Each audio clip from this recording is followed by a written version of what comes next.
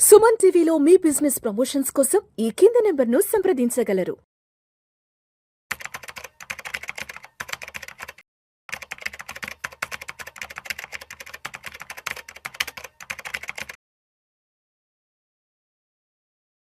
Sir బ్రహ్మచారి గారు నమస్తే sir. నమస్తే Vishnu. Welcome to Vishnu talks and welcome to Suman TV. Thank you so much for being with Suman TV and thank you so much for being with Vishnu talks. So బ్రహ్మచారి గారు, ఏంటి present ఈ 2026లో మన Indian stock మార్కెట్స్కి ఉన్న major challenges ఏంటి? Challenges కన్నా కూడా market ఒక tricky పొజిషన్లో ఉంది ప్రస్తుతానికి. ఎందుకు ట్రికీ పొజిషన్ ఉందంటే కన్సాలిడేషన్ అనేది చాలా ఎక్స్టెండ్ అవుతుంది. మనకి సెప్టెంబర్ 30th వచ్చిన హై మొన్న ఒక్క రోజు బ్రేక్అవుట్ అయిపోయింది కానీ ఫెయిల్ అయిపోయింది రీసెంట్గా ఒక 5-6 వీక్స్ బ్యాక్. అదొక ఫస్ట్ మేజర్ డ్రాబ్యాక్. సెకండ్ టెక్నికల్గా మాట్లాడుతాం, తర్వాత మిగతా ఛాలెంజెస్ గురించి మాట్లాడతాము. ఆ తర్వాత కనీసం 5 సార్లు మనకి అది 26,300 దగ్గర టెస్ట్ చేసి వెనక్కి వచ్చింది. That's a rejection. దాన్ని రిజెక్షన్ అంటాం మనం. తర్వాత ట్రంప్ టారిఫ్ ఎత్తేస్తున్నట్టుగాను ఆ డీల్ జరిగిన తర్వాత వచ్చిన యుఫోరిక్ మూవ్ ఉంది చూసారా, అది మళ్ళీ రావట్లేదు. అది క్రాస్ చేయడానికి కూడా అవ్వట్లేదు. ఆ గ్యాప్ ఏరియాలోకి వచ్చి కూర్చుంది ఇప్పుడు మార్కెట్. సెకండ్ థింగ్, ఈ రేంజ్ బ్రాడర్ రేంజ్ ఎట్లా ఉందంటే మనకి 25,000 నుంచి 24,700 నుంచి 25,370. This is a broad range. ఈ బ్రాడ్ రేంజ్లోంచి బయటపడకపోతే మార్కెట్ ఇంకా కన్సల్టేట్ అవుతుంది. హిస్టారికల్ పర్స్పెక్టివ్లో చూస్తే ఏంటంటే మార్కెట్స్ ఎప్పుడు కూడా కేవలం 3 సందర్భాల్లో మాత్రమే 13 months కన్నా ఎక్కువ ఎక్స్టెండ్ అయినాయి. అంటే consolidations, bear market consolidations, counter trend consolidations అంటాం వాటిని టెక్నికల్గా. ఈ కౌంటర్ ట్రెండ్ కన్సాలిడేషన్స్ మనకి గతంలో కేవలం 3 సందర్భాల్లో మాత్రమే 21 monthsకి ఎక్స్టెండ్ అయినాయి. ఓకే, టెక్నికల్గాను హిస్టారికల్గా చెప్తున్నాను. మనకి కోవిడ్ తర్వాత కూడా ఫస్ట్ 86 weeks మార్కెట్ బాగా ర్యాలీ అయ్యి మనకి 147% రిజల్ట్స్ వచ్చినాయి. ఆ తర్వాత మళ్ళీ ఒక 85 weeks కన్సాలిడేట్ అయ్యి మళ్ళీ బ్రేక్అవుట్ వచ్చి మళ్ళీ ఒక 100% రిటర్న్ వచ్చింది. మీరు కోవిడ్లోంచి తీసుకుంటే మన వచ్చిన హై ఆల్మోస్ట్ 250% రిటర్న్. ఓకే, ఆ తర్వాత నుంచి కన్సాలిడేట్ అవుతుంది. ఈ కన్సాలిడేషన్ అనేది ఇప్పటికే మనకి 70 వారాలు దాటేసింది. ఇంకో 15 వారాలు 16 వారాలు కన్సాలిడేషన్ కంటిన్యూ అయ్యే పాసిబిలిటీస్ ఉన్నాయి. తర్వాత ఈ విదిన్ దీస్ కన్సాలిడేషన్స్లో కూడా ఎవ్రీ 23 weeks ఒకటి 47 week కన్సాలిడేషన్స్ కూడా ఉన్నాయి. 47 week అంటే షార్ట్ టర్మ్ ప్యాటర్న్. మనం time cycle wise price and time cycle అంటాం బేసిక్గా. ఈ price and time cycle wise చూస్తే మనము 23 week క్రాస్ అయిపోయాము, 47 weeksకి దగ్గరగా ఉన్నాం మనం. సో ఈ 47 weeks అంతకుముందు ఒక 47 weeks కలుపుకుంటే మనకి 84 weeks అవుతుంది. సో నేను అనుకోవడం ఏంటంటే బై జూలై ఎండ్కి మనకు ఒక డిసైసివ్ బ్రేక్అవుట్ డైరెక్షనల్ మూవ్ వస్తుంది. జూలై ఎండ్కి? ఓకే. సో జూలై ఎండ్కు ఎందుకు అని అంటున్నానంటే అప్పటికి మనకి 21 months కంప్లీట్ అయిపోయి మనం 22nd monthలోకి ఎంట్రీ అవుతాం. ఒకటి. రెండవది అప్పటికి Q1 ఎర్నింగ్స్ వస్తాయి, రిజల్ట్స్ వస్తాయి. మూడవది ఏంటంటే ఈ గ్లోబల్ అన్సర్టనిటీస్ అనేది కంటిన్యూ అవ్వడం అనేది అంత ప్రొలాంగ్డ్గా ఉండకపోవచ్చు most probably. There are several other factors నేను చెప్తాను మీకు. ఈ మీరు అన్నారు ఛాలెంజెస్ అన్నారు. ఇప్పుడు మేజర్ ఛాలెంజ్ ఏంటంటే మేజర్ సెక్టర్స్ అన్నీ కూడా డిఫెన్సివ్ సెక్టర్స్ అనుకునేవి కూడా చాలా వరకు వీక్గా కనపడుతున్నాయి, పర్టికులర్గా ఐటీ. తర్వాత జిఎస్టీ రిడక్షన్ ద్వారా జిఎస్టీని రేషనలైజ్ చేసిన తర్వాత కన్జంప్షన్ గ్రోత్ ఉంటుంది అనుకున్నాము. అది కనపడలేదు. ఎగ్జాక్ట్లీ. ఓకే, ఏదో అద్భుతాలు జరిగిపోతాయి అది యాక్చువల్గా సిస్టంలోకి రాలేదు. ఒకే ఒక సెక్టర్ బెనిఫిట్ అయింది ఏంటంటే ఆటోమొబైల్ సెక్టర్ బెనిఫిట్ అయింది. అంతమించి ఇంకా వేరే, ఎందుకంటే అది ఒక యుఫోరియా లాగా వెహికల్ కొన్నారు. అప్పటి వరకు ఉన్న నిజానికి అది కూడా ఎఫెక్టివ్గా తక్కువ అనుకోవాలి. ఎందుకంటే ఈ జిఎస్టీ రేషనలైజ్ అవుతుందని చెప్పి 1 month నుంచి మనకి ఇన్పుట్స్ వచ్చిన తర్వాత కొత్తగా కార్లు కానీ మోటార్ సైకిల్స్ కొనడం ఆపేశారు చాలా మంది. ఇన్వెంటరీస్ పెరిగిపోయినాయి. ఆ ఇన్వెంటరీస్ పోయినాయి తప్ప కొత్తగా సేల్స్ జరిగింది తక్కువ. అయితే ఇంకొకటి కూడా జరిగింది, సారీ ఫర్ ది ఇంటరప్షన్. అప్పుడు ఇన్సూరెన్స్ మీద కూడా జిఎస్టీ రివైంప్ అయిపోయింది. అందరూ ఏమనుకున్నారంటే ఆహా ఇంకా ఇక్కడ నుంచి భారతదేశంలో ఉన్న ప్రతి ఒక్కరు టర్మ్ ఇన్సూరెన్స్, హెల్త్ ఇన్సూరెన్స్ తీసేసుకుంటారు, ఇన్సూరెన్స్ పెనిట్రేషన్ కూడా విపరీతంగా జరిగిపోద్ది అనుకున్నారు. కానీ ఇందాక మీరు చెప్పినట్టు ఆ చేంజ్ అనేది ఎక్కడ కనిపించట్లేదు. ఎందుకంటే because of the premium changes జరిగిపోయినాయి, ప్రీమియమ్స్ లో మార్పులు వచ్చినాయి. ఎగ్జాక్ట్లీ. ఇవన్నీ కూడా అంటే మనం ఏదైతే అనుకుంటున్నామో పాజిటివ్ డైరెక్షన్ అనుకుంటున్నామో, పాజిటివ్ రెగ్యులేటరీ ఫ్రేమ్ వర్క్స్ వచ్చినాయి అనుకుంటున్నాము, అవి పాజిటివ్నెస్ అనేది మార్కెట్లోకి కనపడట్లేదు. బేర్ మార్కెట్ లక్షణం ఏంటంటే మీకు పాజిటివ్ న్యూస్ని కూడా, పాజిటివ్ డెవలప్మెంట్స్ని కూడా నెగిటివ్గా తీసుకుంటుంది. లైక్ మంచి ఎర్నింగ్స్ వచ్చినా కూడా మీకు రియాక్ట్ అవ్వవు స్టాక్స్. సెకండ్ థింగ్ ఏంటంటే మీరు ఎంత బుల్ మార్కెట్లో ఎంత నెగిటివ్ న్యూస్ వచ్చినా కూడా బాగా పెరిగిపోతాయి. ఓకే, అలాగే ఇప్పుడు ఐటీ ఛాలెంజ్ అంటున్నారు చాలామంది. ఐటీ సెక్టర్కి ఛాలెంజెస్ చాలా ఎక్కువగా ఉన్నాయి అంటున్నారు. ఐటీ సెక్టర్కి ఇలాంటి ఛాలెంజెస్ కొత్త కాదు నిజం చెప్పాలంటే. ఐటీ హాస్ డన్ ఇప్పుడు Y2K is a big challenge for IT sector. Okay, దాన్ని సక్సెస్ఫుల్గా వచ్చేసింది.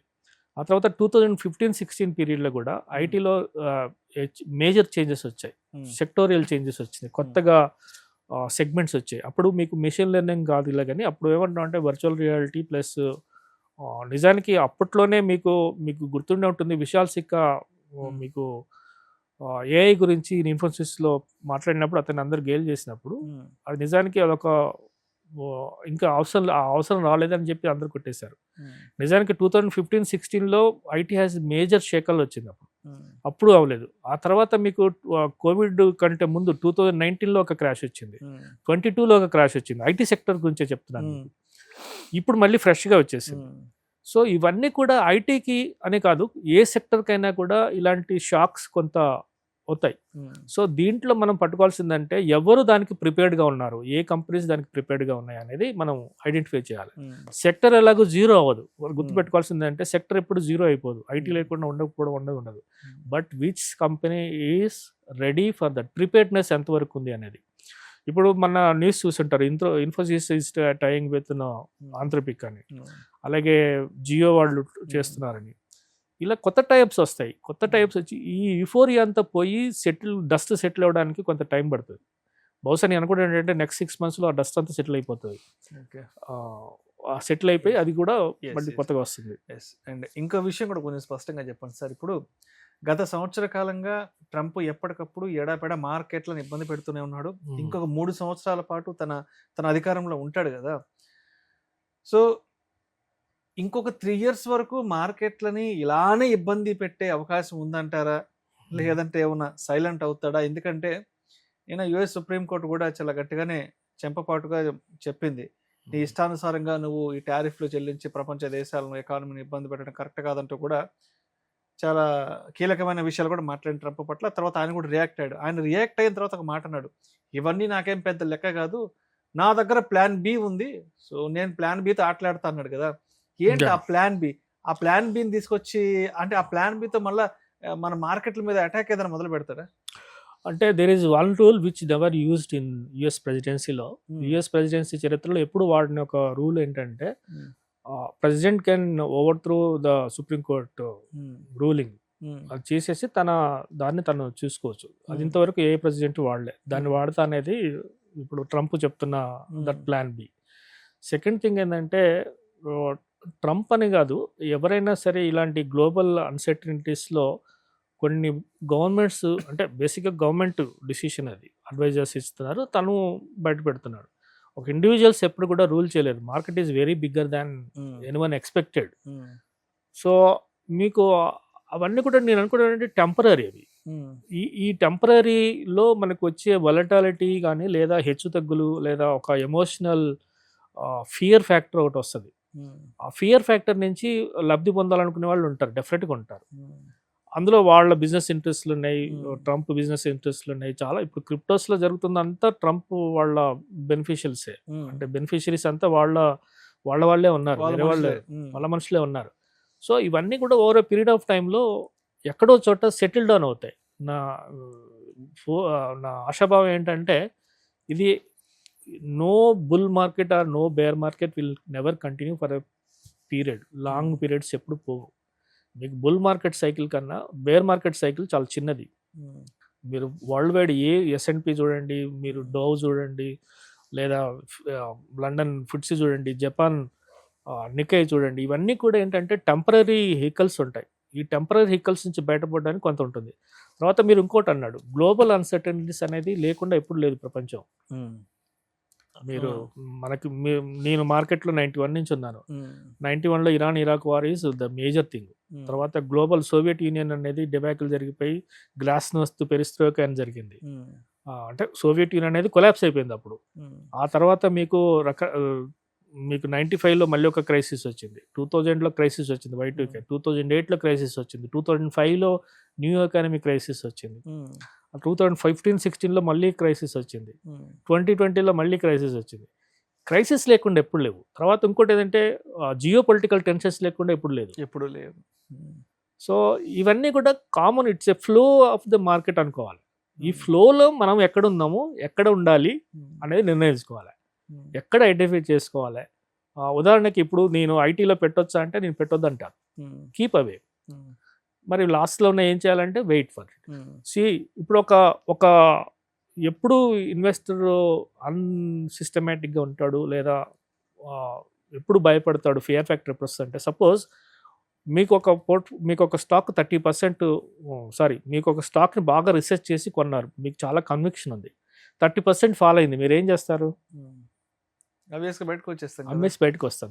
That doesn't mean that it's not a research to product. నేను యాడ్ చేసుకోవాలి, యావరేజ్ అవుట్ చేసుకోవాలి అక్కడ. If you are conviction about that company and that management and the business cycle, ఇలాంటివి emotional decisions ఎప్పుడు ఉండదు. సపోజ్ మీకు ఇంకొక ఎగ్జాంపుల్ చెప్తా. 2008 క్రైసిస్లో కానీ 2020 క్రైసిస్లో కానీ అమ్మకుండా హోల్డ్ చేసిన వాళ్ళు ఎవ్వరు కూడా నష్టపోలేదు. 2008 క్రైసిస్లో అమ్మకుండా ఉన్న వాళ్ళు ఎవరైతే ఉన్నారో దే మేడ్ మిలియన్స్.